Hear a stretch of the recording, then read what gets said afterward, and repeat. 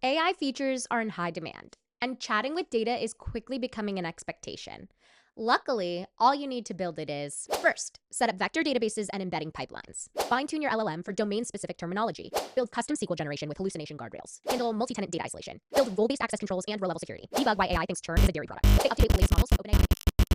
Or you can use camelAI's API and embeddable user interface to give your users a powerful chat with your data experience in minutes.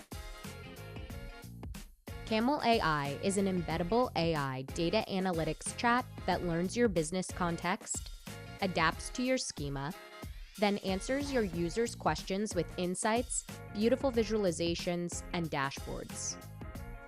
Everything you need is in camelAI's developer console.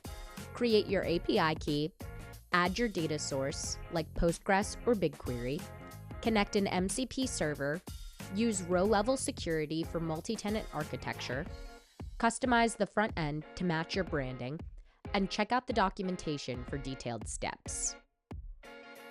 Or, you could also just be sure not to change your schema too much between updates. Don't forget to retrain when Mercury is in retrograde. Account for leap years in your time series analysis. Make sure your AI can handle emojis and funny names. Embed chat with your data today at camelai.com/API.